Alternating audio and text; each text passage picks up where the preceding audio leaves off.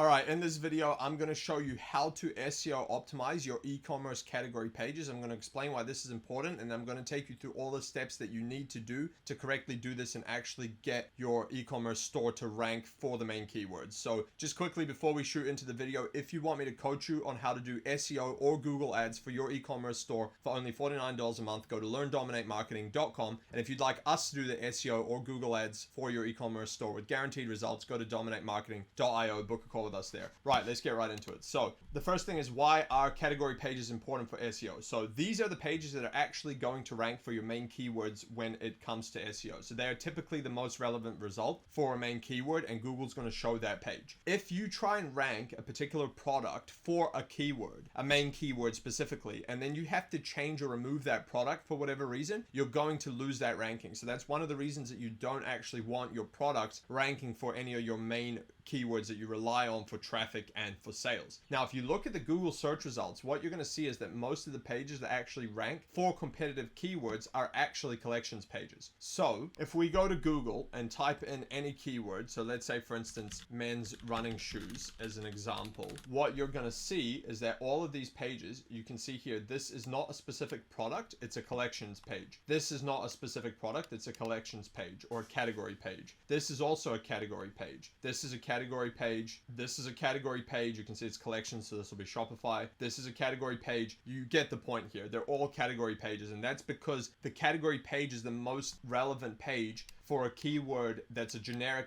word like men's running shoes. That's a very broad topic. If it was a specific model of shoe like Adidas Stan Smith, now, I mean, this is still a category page, but if you search a specific model, you're going to start getting into like specific category pages. Like let's say, for instance, type in this one. Now you can see we're getting into the actual specific product ranking for this, as you can see here. So that's when that would start happening. So what do you actually need to optimize on the category pages? So there are 6 main things that I'm going to show you in this video that you should be optimizing. First up is meta titles. So meta titles are the actual headline or the title that show up in the Google search results, as you can see here. That is the meta title. And this is also the one that shows up in the tab. So if I bring this down, you'll see here in the tab up here, you can see that exact same thing. That's called the meta title. That's what that is. Now, Google actually looks at these to decide what keywords are in the meta title to figure out what that page or that category is about, and then rank it for that particular keyword if it decides to, based on a number of other factors as well. Now, what you want to do with these titles is you want to make sure that you include the main keyword that you actually want your category to rank for. You want to make sure that you keep it under 65 characters. And the reason why is because there's a pixel limit. I'm going to try and show you an example where it actually gets cut off if it's too long. You can see here, this one gets cut off and it's got the ellipses at the end. So you want to try and avoid that by keeping it below 65 characters. And what you also want to do is make sure that they're unique on every category and every page. And the reason why is because if you make multiple pages with the same main keyword, and then Google's not going to know which one is the main one, and you're going to actually end up ranking lower for both of them most of the time instead of focusing your efforts on one specific page. So you want to do that. Now, the last thing you want to do with these meta titles is you want to use them to increase the click-through rate,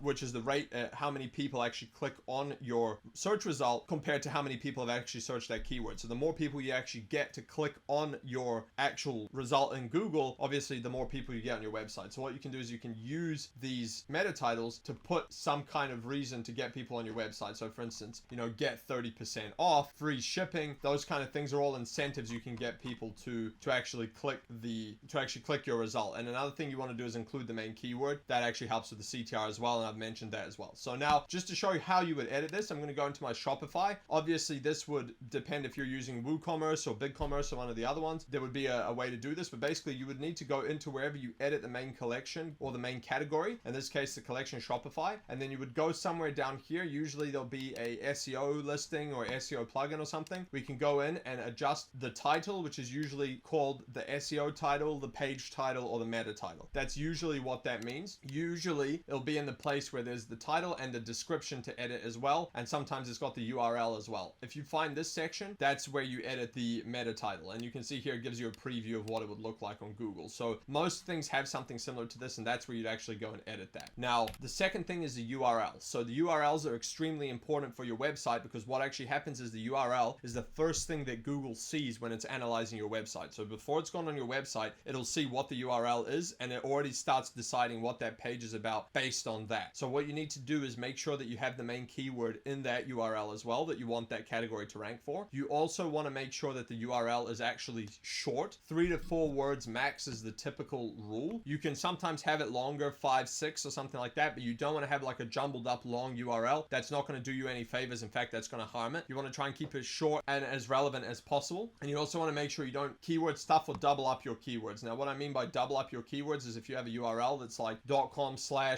men's running shoes / men running shoes / Nike men's running shoes, and you've got those keywords in there so many times, that's actually a negative thing. It's not a positive thing. So you want to try and avoid that as much as you can. So to edit the URL, it's usually in a similar position of where you edit that meta title. You can see down here, I can edit the handle, otherwise known as the URL, where I can edit this end slug here in Shopify. Unfortunately, Shopify doesn't allow you to edit the whole URL to remove or change the rest of it, but other platforms do. For instance, in WordPress, you can change the whole slug or the whole URL and set whatever you want in there. So that's what's good about that. But you want to make sure that you have done this correctly and it's not some jumbled up version of a URL. For instance, this one is okay, but you see how it's got this random thing at the end. You see this one, you've got this whole long thing. Again, that's not too bad either, but it's not great. It's kind of too long.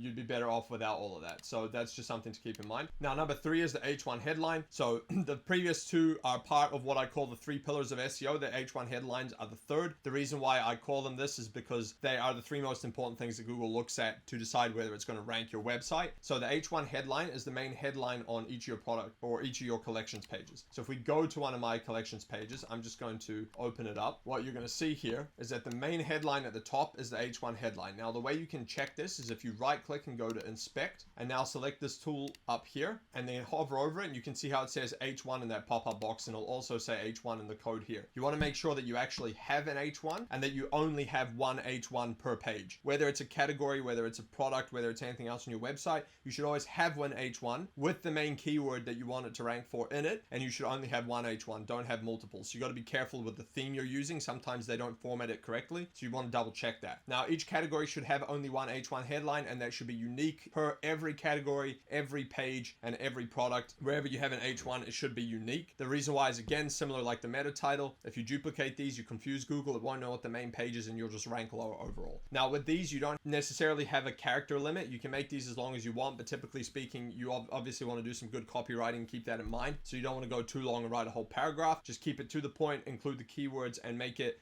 as succinct as possible so that people know that they've landed on the page you're actually looking for.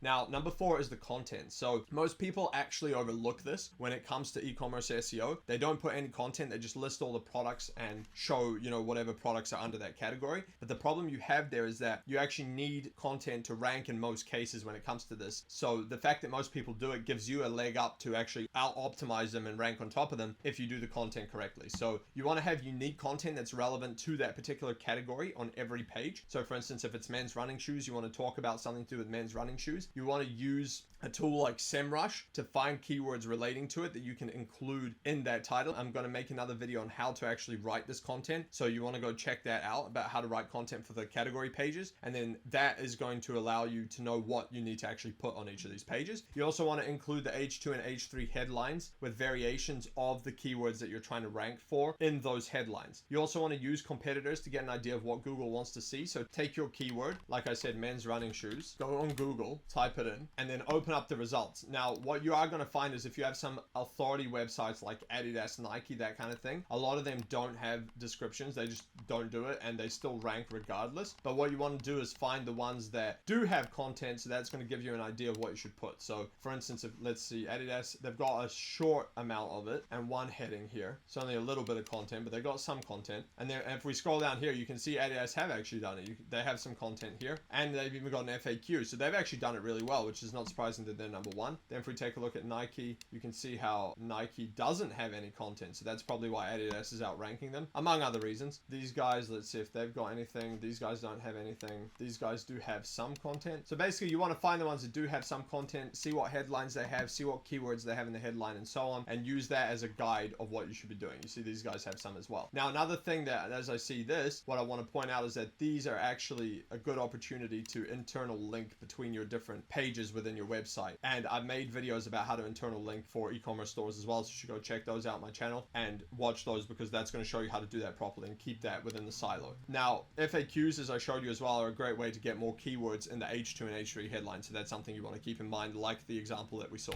Now, number 5 is the image alt text. So what you want to do is make sure that you include the keyword that you want to rank for in the image alt text, but you don't actually stuff the keyword in your alt text. So what I mean by that is, if we go back to mine, let's say we've got the image here. If I hit edit here, you see you've got edit alt text. Now, whenever you have any site that you can upload images to, whether it's WordPress, Shopify, whatever, there'll be an option to edit the alt text. And so what you want to do is include the main keyword you actually want to rank for here, but you don't want to overstuff it. So for instance, I wouldn't just write coilovers here. Although in this case you could, because that's literally what this picture is. But let's say for instance you've got hat and the picture is like a model modeling that hat on a beach. What you would want to do is not just put the name of the hat there, but you would want to put like model on a beach wearing, and then, you know, XYZ hat. And that's how you get the keyword in there, but also describe to Google what that image actually is, so that it can properly categorize the image, and then it's much more likely to actually rank as a result. And that also helps make your page more relevant for that particular keyword and that topic as well. So that's something that you want to do on all your images. And the last thing is internal linking. So I already mentioned this before, but basically what you want to do is create a silo structure by internal linking between different categories, subcategories, and the products on your website. So what that means is, if we go back to my one and we open up this, I have the main category coilovers, which is the main category. Then I have a subcategory, which is different brands. And then I have the products. And so what I've done here is I've got this main category, which is coilovers. I've linked to the brand, which I haven't set these ones up, so don't worry about that. I will link to them later. And then in this one, which is the subcategory, you see I've linked back to the main category, creating a silo that goes both ways. And then I have products. And then within these products, I've actually linked back the subcategory. You can see here the brand. So what's happened here is that we now have links going from the main category to the subcategory to the product, and back from the product up. And that creates a silo, which helps Google to understand the structure of your website. It also gives you an opportunity to link to each page with the relevant keywords from other pages that are contextually relevant, because they're all in the same silo in the same category. And so that actually helps you rank. So that's what you want to do.